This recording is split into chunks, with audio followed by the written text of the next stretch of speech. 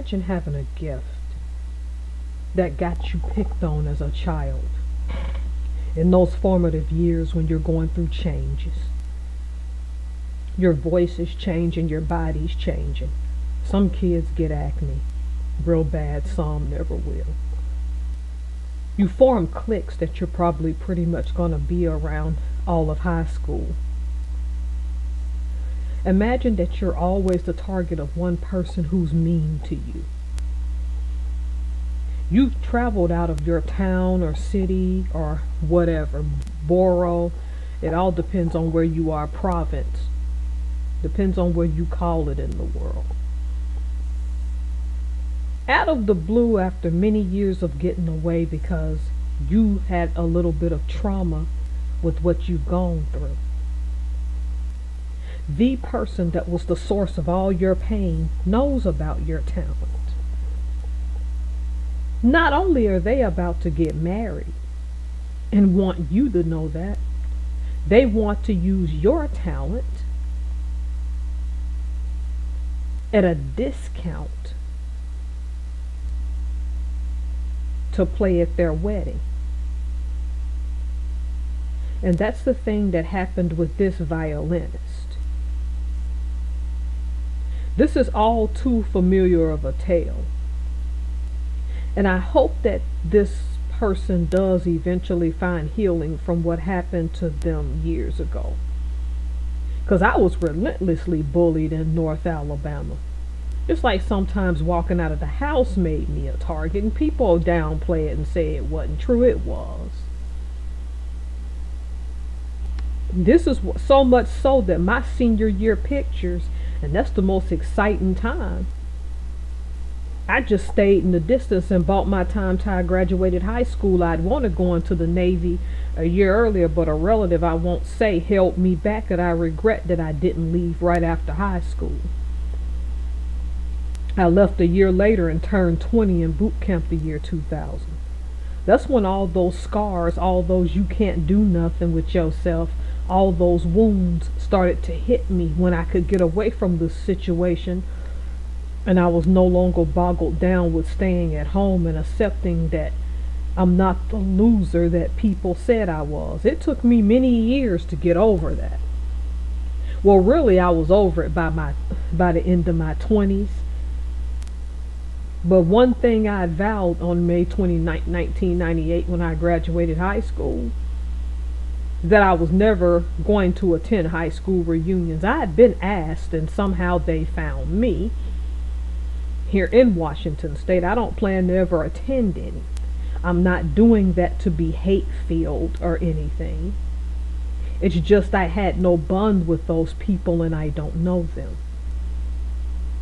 See, no one wanted to bond with this violinist except maybe two girls, because the one bully turned everybody against this young lady. And she continued to politely tell her, I don't want to play for your wedding, and finally stood up to her. And guess what she has the nerve to do? Revert back to her old self. To make a long story short, the person who was once bullied now shared those text messages online and got a huge amount of support. And the man that was gonna marry the bully, someone who he's friends with somehow found the messages that have gone viral and shared with the fiance. Now the wedding is off. The thing is, I take no satisfaction that guy decided not to marry her. But actions have its consequences. I read the article, and nowhere did this woman ever try to extend a sincere apology for what she'd done years ago.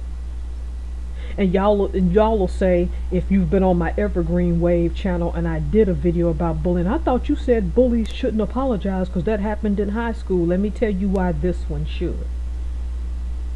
You relentlessly bullied this woman and waited to the very thing you bullied her for, her violin skills, amongst other things. When she made a name outside your town, you then thought, oh, I bullied you, so I should be able to benefit from you. What she was subliminally telling her is, no matter how much success you have, in my mind, you're still that loser kid in school that should still bow down to me.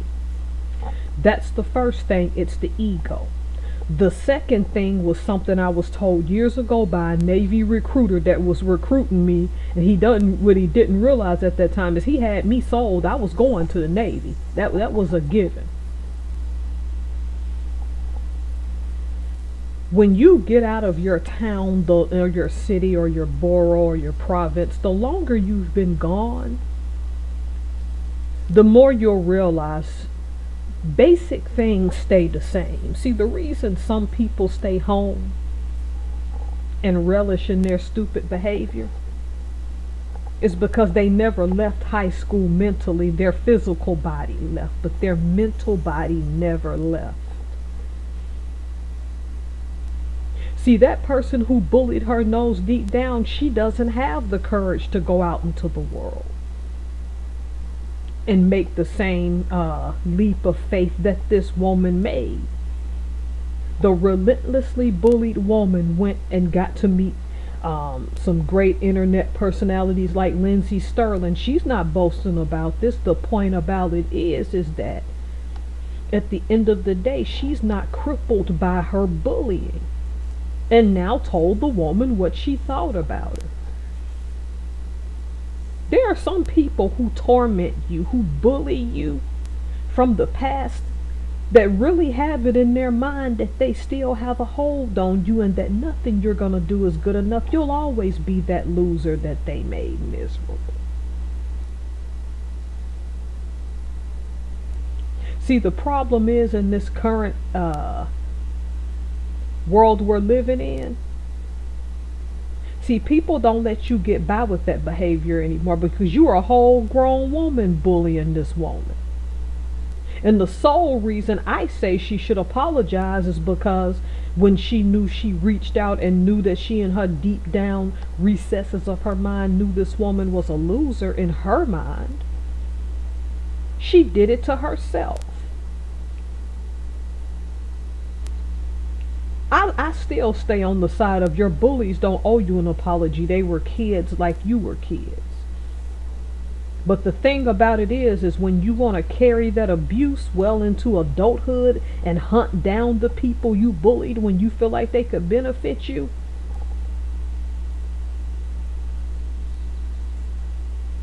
most of the time there's no helping you unless you want to go do some self-reflection.